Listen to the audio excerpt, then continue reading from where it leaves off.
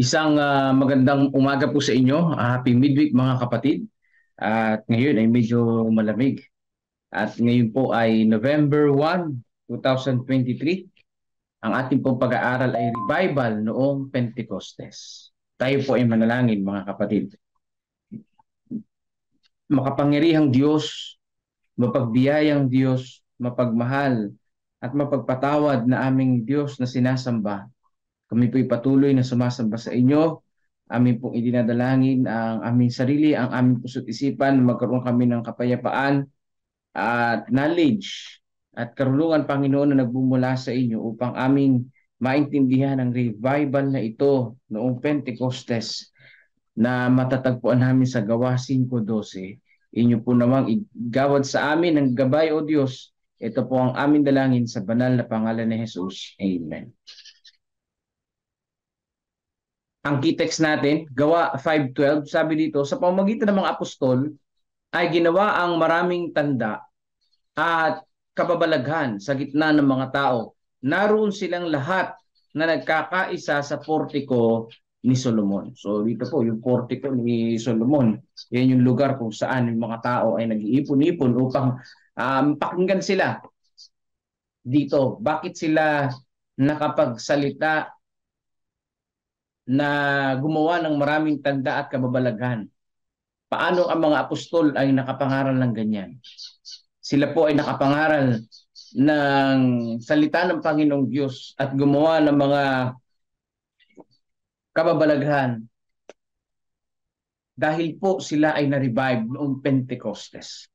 No? Sa panahon ng pista ng mga Hudyo na sila ay na-revive. Yan, mababasa natin sa Acts chapter 1. Anong ibig sabihin? Napuspos sila ng banal na espiritu. Actually, in chapter 5, kung mababasahin nyo sa chapter 4, verse 17 to 18, makikita po ninyo doon na pinagbabawalan sila, binabalaan sila na huwag na magsalita tungkol kay Jesus. Binabalaan sila. Ang nagbabala sa kanila yung mga Hudyo din sa Sanhedrin, kung saan yun din yung lumitis sa ating pong Panginoong Jesus. Binabalaan sila na huwag nang mangaral tungkol kay Jesus. Pero dito sa chapter 5, makikita po natin, tuloy-tuloy lang yung pangangaral nila, tuloy-tuloy lang yung paggagawa nila ng mga tanda. Bakit?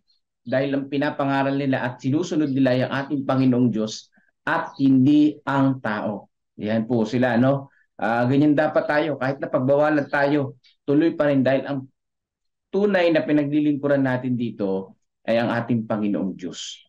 Naganda si Kristo ng panustos, sabi dito sa tatanggap tayo ng kapangyarihan, upang maging isang nabagong katawan ang kanyang iglesia, na nililiwanagan ng ilaw ng kalangitan, nagtataglay ng kalwalatian ni Emmanuel. Kanyang layunin kanyang layunin na mapalibutan ang bawat Kristiyano ng espiritual na kapaligiran ng liwanag at kapayapaan. So ano po ang layunin ng ating Panginoong Diyos? Tayo po ay mapalibutan ng espiritual na kapaligiran. Sabi dito, walang hanggan ang kapakinabangan ng isa na habang isinasantabi ang sarili, nagbibigay ng kapangyarihan sa paggawa ng banal na espiritu sa puso at namumuhay ng isang buhay na lubos na napasasakop sa Panginoon. Yan ang kalooban ng ating Panginoong Diyos. Buhay na nagpapasakop sa ating Panginoong Diyos. Papaano mangyayari yun? Isinasantabi ang sariling kagustuhan. Isinasantabi ang sariling kalayawan. Yun, nakita ko dyan. Kapag pala ang sarili mo ang nasusunod, ang sarili mo kagustuhan ang gusto mong ibigay sa tao para makontrol siya, hindi magiging masaya ang buhay. No? Pero kapag iwinaksin natin yung ating sarili at nagpasakop tayo sa ating Panginoong Diyos, nagiging banal tayong namumuhay, nagiging puspos tayo ng banal na espiritu, nagiging spiritual tayo.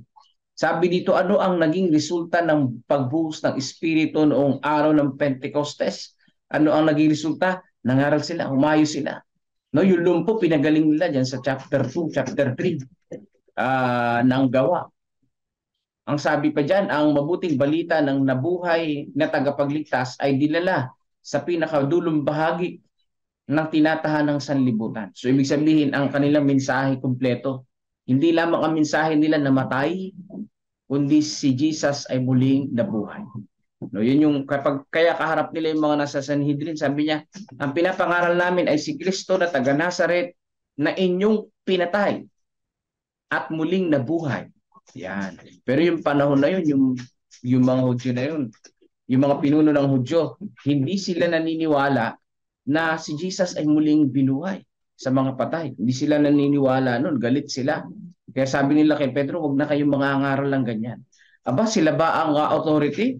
Kaya kahit na sinabi ng gano'n, nangangaral pa rin sila Pedro. Talagang sa public sila nangangaral. Grabe katatabang ng mga ito. Bakit? Dahil yun yung resulta ng pagbuhos ng banal na espiritu sa kanilang buhay. Kaya sa ating umaga ngayon, kamusta? Kamusta ang pagbuhos ng banal na espiritu sa buhay po natin? Naranasan na po ba natin ito? Ano naging resulta? Kung wala naging resulta at wala naging bunga sa atin, baka hindi po tayo napuspos ng banal na espiritu.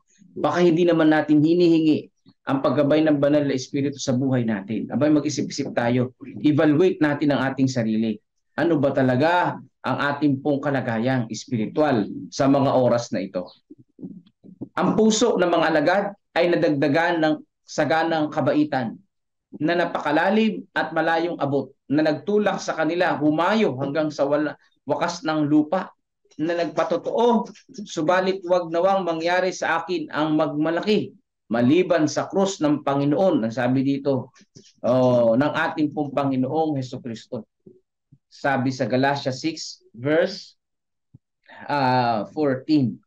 Yan. Iyon naman na talaga ang tama doon. Kapag tayo nangaral hanggang sa dulo ng mundo, hanggang sa wakas ng mundo, ay hindi dapat nating magmalaki sa sarili maliban sa krus ng ating pong Panginoong Hesus.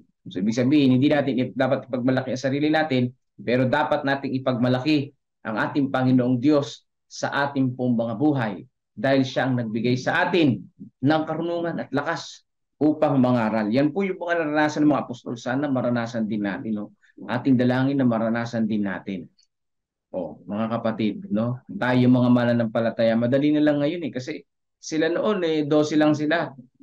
Marami silang inaabot. Ngayon napakadami natin. Ang required sa atin barangay na lang. Kasi may mga Adventist na sa ibang lugar. 'Di ba? Ang mga taga-Gapan hindi niya na kailangang abutin yung mga taga-Bungabon dahil may mga taga-Bungabon na mga Adventist doon. Mga taga-Gimpa hindi na kailangan abutin ng mga taga-Gapan dahil may mga Adventist na diyan sa Gapan, 'di ba? Kanya-kanya na tayo ng work, kanya-kanyang munisipyo o kanya-kanyang distrito. 'Yun na nga. Yun yung pagkaka-divide. So mabilis na lang ang pangangaral ngayon. Ang kailangan lang natin ay humingi ng paggabay ng banal na espiritu sa ating Panginoong Diyos. Habang kanilang ipinahayag ang katotohanan sa kung ano ito kay Jesus, napasakop sa mensahe ang mga puso. Nakita ng iglesia ang mga nabago na lumalapit sa kanya mula sa iba't ibang direksyon. Muling nabago ang mga tumalikod. Nakipagkaisa ang mga makasalanan sa mga Kristiyano sa paghahanap ng mamahaling perlas. At ano yung mamahaling perlas na ito? Ang salita ng Panginoong Diyos. Ang tinitingnan nilang kayamanan ay yung katotohanan, mga kapatid. Biruin mo, sa pamamagitan ng mensahe ng katotohanan tungkol sa ating Panginoong Hesus, ang nakita ng church na nagbago. Marami ang mga nagbagong mga tao. Marami ang mga tumalikod sa Diyos-Diyosan at nagbalik loob sa ating Panginoon. Kaya yung church noon ng mga Kristiyano, nung unang siglo, mga kapatid, ay hindi yung propesiya sa Apokalipsis, yung puting kabayo, yung matagumpay na pagbabahagi ng mabuting balita, iba-ibang lahi, iba-ibang kultura, nagsama-sama at naging iisang church. Kaya lang nagkaroon din ng problema sa panahon na yun because iba-ibang ang lahi, yung pong Grego, yung pong Hudyo, ay hindi sila magkasundo. Mga taga-Roma hindi rin magkasundo sa loob ng church. Sa unang siglo may ganun na rin pala. Talagang mayroon na rin ganun na talagang mayroong hindi pagkakasundo sa loob ng church. Kahit na among sa mga apostol, mayroon ding hindi pagkakasunduan. Pero sila nagkakaisa sa pangangaral sa pamamagitan ng ating Panginoon. Ganun naman talaga di ba? Iba-iba tayo ng ugali, iba-iba tayo ng pinagmulang pamilya, Iba-iba tayo ng kultura, iba-iba tayo ng mitiin, ng opinyon, iba-iba tayo ng pananaw sa buhay, pero nagkakaisa tayo sa pamamagitan ng ating pong Panginoong Hesus. Ang pagkatalo-talo at ang pagkakaiba ay hindi may iwasan, pero masasadya natin na magkaroon ng pagkakaisa na magtulong-tulong ibahagi ang banal na salita sa pamamagitan ng ating Panginoong Diyos kung lahat tayo ay spiritual, na revive. Yan. Hindi lang dun sa Pentecostes, kundi magkaroon tayo ng sariling Pentecostes. Ibig sabihin, mga kapatid, magkaroon tayo ng revival na katulad ng mga apostol sa ating pong kapanahunan. Yung mga pinakamahigpit na kaaway ng Ebanghelyo ay naging kampiyon nito. Natulad ang hula na maging gaya ni David ang mahihina at gaya ng anghel ng Panginoon ang bahay ni David. Nakita ng bawat Kristiyano sa kanyang kapatid ang banal na wangis ng pag-ibig at kabaitan, isang nais ang nangibabaw. Yan po mga kapatid ko. No? Sa panahon na yun, no, yung puting kabayo, doon sa Apokalipsis, yung unang siglo ng mga Kristiyano, nakita ng mga mananampalataya ang kanilang kapwa mananampalataya na naging malakas, naging matibay katulad ni David, naging banal ang mga kapatid. At yung kanilang wangis ay nagkaroon ng wangis ng pag-ibig at kabaitan noong unang siglo na yun, yung pong puting kabayo sa panahon ng mga Kristiyano. Bakit? Dahil yun ay resulta noong revival, mga kapatid, no? Na ang banal na espiritu, sila ay napuspos. Kaya napakahalaga pala nito, no? Kamusta sa ating church? Nakita na po ba natin yung nakita ng mga alagad noong unang panahon, noong unang siglo?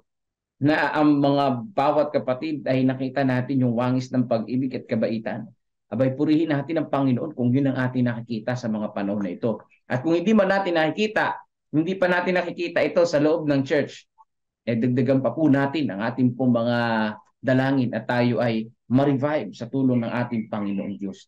Isang paksa ng pagtupad ang bumalot sa lahat ng iba pa, ang sabi diyan.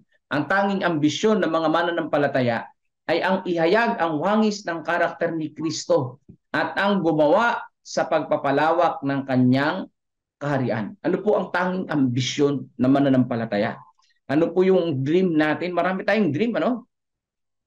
Ako, pangarap ko yung ganito. No? Pangarap natin yung ganyan. Ako, pangarap ko magkaroon ng sasakyan para pagka naglalakbay ay hindi na maulanan at hindi mainitan. At ligtas din sa mga aso at pusa. At hindi mahirapan kasi yung aking sidecar ay talagang nangangabig. Yun yung pangarap. Yun yung may pangarap natin, mga kapatid. Ang iba nangangarap na magkaroon ng sariling bahay. Pangarap ko rin yun. Ang iba nangangarap na pumunta ng ibang bansa. Aba, hindi ko na pangarap yun. Basta ako, dito lang. Na mangaral ang salita ng Panginoon. Pero ang pinaka-pangarap pala dapat natin bilang isang mananampalataya ay yung pong maihayag ang wangis ng ating Panginoon sa ating pong mga buhay. Yun ang number one na pangarap natin. Bakit? Mahirap makamtan yan eh. Yung material na bagay na pag-iipunan eh. Pero yung karakter ng ating Panginoon, mahirap maipon yan unless na lang tayo ay na-revive ng banal na espiritu. Na-revive tayo sa banal na espiritu, yung wangis ng karakter ng ating Panginoon, maihayag sa buhay po natin. Yan ang tangi po nating ambisyon sa mundong ito. Yan ang dapat nating magawa. At idalangin sa Panginoon na yung wangis ng ating Panginoon ay maging karakter natin. Kasi kahit isang Adventist lang, isang mananampalataya lang, ang hindi katulad sa wangis ng ating Panginoon sa ating barangay, hindi na tayo paniniwalaan. Totoo po yun, mga kapatid. Totoo yun. Bakit? Kasi ang tao ganun eh. Di ba yung white t-shirt? Kapag merong dat dyan ng dumi, kahit tuldok ng dumi, yun ang tinitignan ng tao. Yung maliit na mancha, hindi yung buong puti. Ganyan naman talaga, di ba? So ang mga Kristiyano, ganyan. O tayo mananampalataya, ganyan din ang pagtingin sa atin ng mga tao. O wala silang pakialam dun sa magagaling at mababait na Adventist. Okay lang sa kanila yun. Pero ang malaking issue sa kanila, yung po kaisa-isang Adventist na ang kanyang karakter ay hindi ayon sa karakter ng Panginoon. Kaya nga ipinapakiusap natin na ang bawat kaanib ng church ay mag-revive, no? Kaya yung sinasabi ni Presidente, lahat kasali, walang saling pusa sa pangangaral at siyempre sa pagkakaisa na ang buhay ay maging huwaran. Ang buhay ay makita ang ating Panginoon sa ating pong buhay.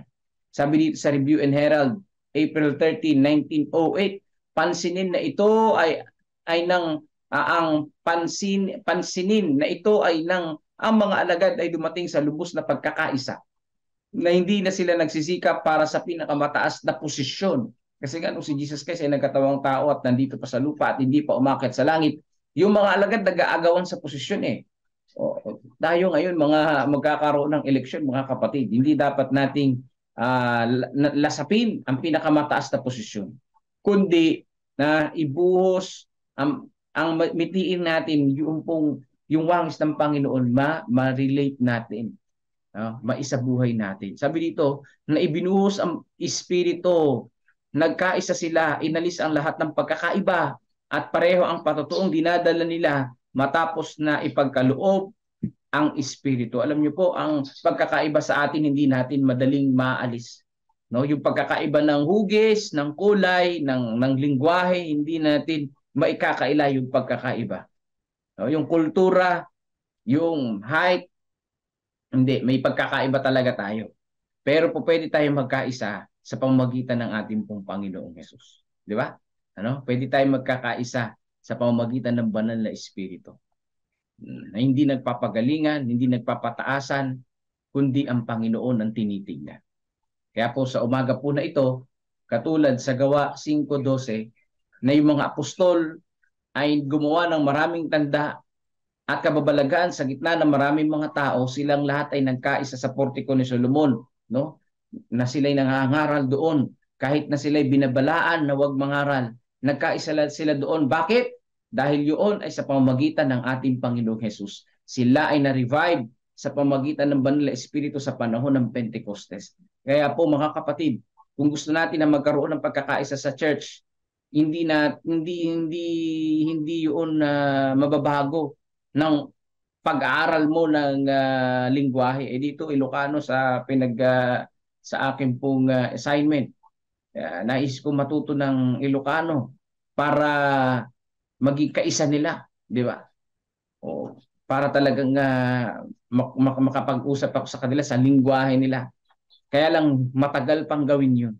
Pero ang pinakamabilis na paraan para magkaroon ng pagkakaisa sa loob ng church ay ang mapuspos ang bawat isa sa atin ng banal na Espiritu. Nagabayan tayo ng ating Panginoong Diyos at tulungan tayo na tayo makapag-focus kay Jesus. Yung kanyang karakter ay ating maisabuhay. Yun ang number 1 na paraan para tayo magkaisa, mga kapatid. Hindi mo kailangan baguhin ang iyong pananamit, ang iyong pananalita. Hindi mo kailangan baguhin kung papaano ka maghanap buhay. Ang kinakailangan mo lang, papaano ang banal na Espiritu mapuspos tayo at lumakad ng ayon sa kalooban ng Panginoong Diyos. Akin pong isinasama sa panalangin, si Tatay Huling, na isama natin sa panalangin na siya po ay gumaling sa kanyang katandaan, 87 years old. So medyo nag-uulyanin na at hindi na siya kumakain ng isang araw. Isama natin sa panalangin, mga kapatid, no, na siya'y gumaling, si Tatay Huling. At ngayon din po yung amin po mga magulang, yung magulang na aking misis sa Rondon, at sa akin yung magulang ko po dyan sa Cainta, yung ating po mga kapatid. At syempre yung ating pangangaral, yung po mga church planting sa iba't ibang lugar, at particularly dito po sa distrito ng West. Pakisama po sa panalangin. So maraming salamat po mga kapatid sa ating po mga prayer warriors, at sa inyo po mga prayer request pa, i-type nyo po ulit dyan. Mananalangin po sa atin si Brother Melvin Bilasano. Pero bago yun, pakinggan po muna natin ang awit, papuri sa ating pong Panginoong Diyos. Magandang umaga po sa inyo. Happy midweek, mga kapatid. Amang banal na makapangyarihan sa lahat, salamat po sa umaga na ito. Kami ay binigyan nyo ng paalala na kami ay dapat magkaroon ng pagkakaisa sa unang-una sa aming paggawa, magkaisa sa aming motibo, sa aming goal, kung saan sa inyo kami nakatingin. Salamat sa halimbawa ng panahon ng Pentecostes, kung sila ng mga disipulo, ginawa nilang ah, pangangaral na hindi sila nagpatalo sa pagpigil ng mga tao at nagkaroon ng revival doon sa kanilang lugar. Nawa dito sa aming mga pag-aralan na ito, ang aming mga puso ay matutunan din namin na una-una kami ay ma-revive upang magaya namin ang mga ginawa ng disipulo. Kami rin naman ay magliwanag at magkaroon ng revival sa aming mga nasasakupan, lalong higit sa aming simbahan. Dalangin namin na maitapo namin ang aming mga pride at magpakumbaba kami at patuloy na nakatingin at nagtitiwala po sa inyo. Samahan po ang bawat isa na patuloy kaming nakakonect po sa inyo sapagkat ito magiging tulay sa aming tunay at unti-unting pagbabago. At kami ay magkaroon ng tsansa na magkaroon ng malinis na puso na patuloy na sumusunod sa inyo na hindi sa aming mga sarili. Maraming salamat po sa gabay at patnubay. Sa mga ganito nais namin isama sa panalangin. Una-una si Ma'am David sa kanyang pag-celebrate ng kanyang kaarawan ngayong umaga na ito. Salamat po sa mga buong taon na siya ay inyong iningatan, sa inyong ginabayan. Lahat ng blessings na kanyang tinanggap, lahat ng pagsubok na kanyang tinanggap, na kung saan nagpatatag sa kanya ay amin pong pinapasalamat.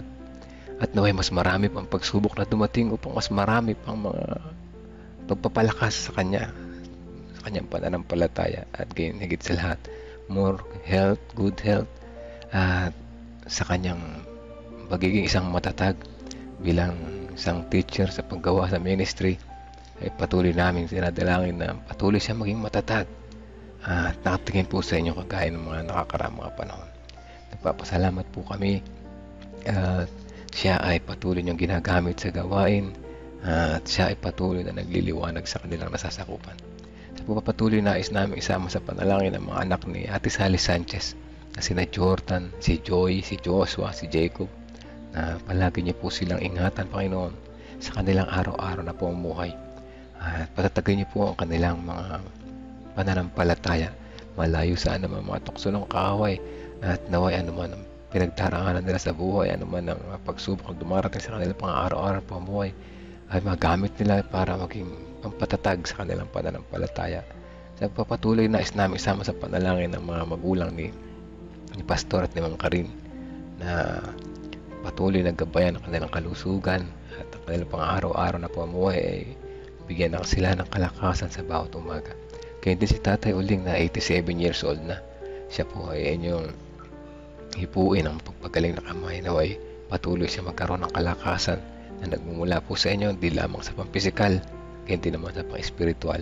At ang aming mga pangangaral dito sa West at sa South sa mga darating na panahon, diyan sa Ligab, sa December, sa San Manuel, Quezon, sa Homestead, at sa iba pang mga lugar dito sa aming mga nasasakupan, ipatuloy nawa itong maging maliwanag sa bawat isa. At mga gumagawa rito at mga nagpe-prepare ay tulungan po ninyo na maging maayos ang lahat at maraming mabless na mga tao na marinig ang inyong mabuting pabalita patungkol sa inyong pagkabutihan, pagmamahal at ang inyong pangako ng kaligtasan. Sa patuloy na namin isama sa panalangin ng mga may sakit, patuloy nagpapalakas ng pangatawan, na patuloy na nasa recovery at patuloy na nagpapagaling. Kasama namin sina Sister Amy Kilantang, sina Sister Janet de la Cruz, si Ate Esther Lopez, Marilita, Sister Dayan, si Kuya Bobby patuloy naman palakasin ang kanyang pangatawan sa bawat araw. Ganito si Ate Lorna sa kanyang pang-araw-araw na paghahanap buhay, si Ate Gigi Concepcion, si Gregorio Santin, si Tatay Pento, si Kuya Mike Pablo, si Pichi, kaya din yung kanyang asawa na naway patuloy na masustain ang kanyang oras ng pagtatrabaho upang makasapat sa kanilang mga pinansyal na pangailangan at makatulong pa rin sa kanilang sinusuportahan church dito sa Tabacao. Ganyan si ating Sibilia Irelia Bourbon, si Renato Santos, si Romnick Francisco, Olivia Francisco, Rebecca at Francisco, ganyan si Jennifer Pascua, Precious Cabasog, Princess Jerquina, si RC, Sister Nena, Tia Aning, Tia Aurora, si Corazon Mina, si Ate Sally Sanchez, Janet Contevero, Gina de Guzman, Arturo Duque at Erlinda Duque. Ang mga kapatiran po na ito ay may mga sakit na nagpapagaling at higit sa lahat nagtitiwala po sa inyo na nasa inyo ang tunay na kagalingan, di lamang pang physical na karamdaman, kundi naman pang espiritual. at umaasa na sa inyong patuloy na paggabay at patnubay. Ipagkaloob na sa amin ang aming kahilingan, Ama, ayon sa inyong kalooban at hindi lang sa aming kagustuhan. Ito pong aming dalangin sa pangalan na Jesus namin tagapagligtas. Amen. Amen.